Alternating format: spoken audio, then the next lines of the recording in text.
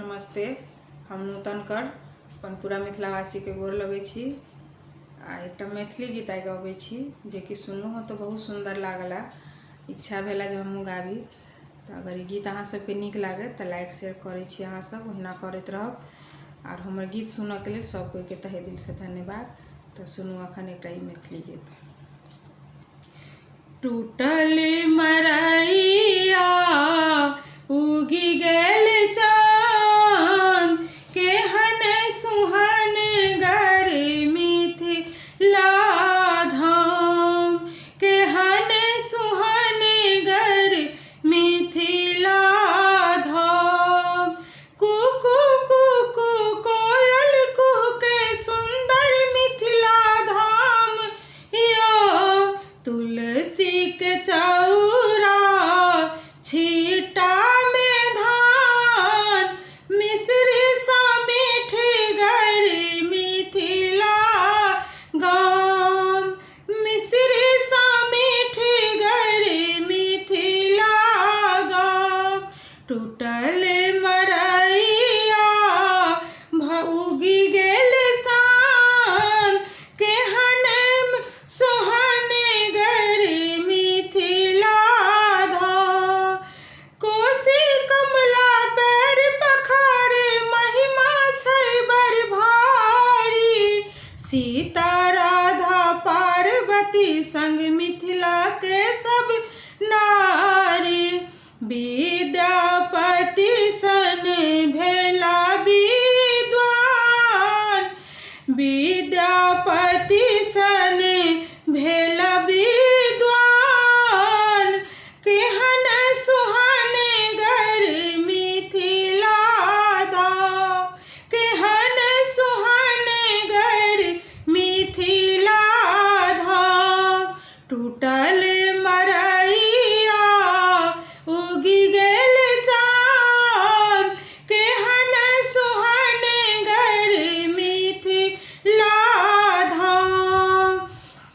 उत्तर में गिरिराज हिमालय त्रिशूल लेने ठाढ़ छथिन, तिरहुत के त्योहार छ नामी शालिग्राम अवतार छथिन, तिरहुत के त्योहार छ नामी शालिग्राम अवतार छथिन।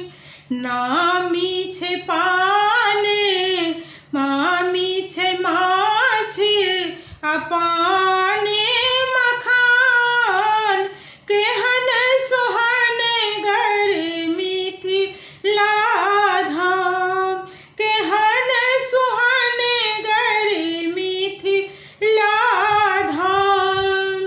टूटल मरैया उगि गेल चाँद, केहन सोहन गर मिथिला धाम, केहन सोहन गर मिथिला धाम। सन सावित्री सीता जनक के घर में जन्म लेली, पार्वती जी शक्ति रूप में हिमगिरी घर अवतरित भेली। दुल्हा जनक पति बनला राम, दुल्हा जनक पति बनला राम, केहन सुहन गर मिथिला धाम, केहन सुहन गर मिथिला धाम। टूटल मरैया उगि गेल चाँद, केहन सुहन गर मिथिला धाम। एहि धरती के माटी प्राणेश्वर में स्वर शारदा वास करैत, नव दुर्गा 10 विद्यालय सकल जगत के त्रास हरत।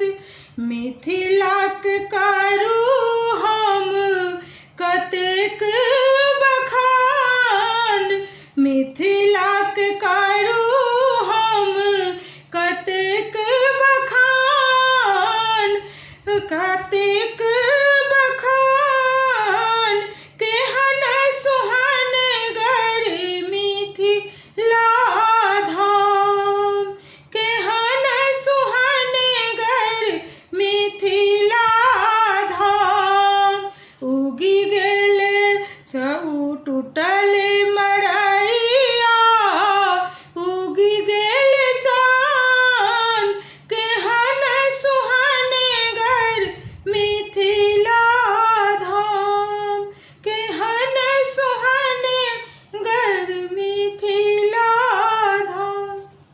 धन्यवाद। गीत में अगर कोनो त्रुटि भेल हुए तो क्षमा मांगै छी।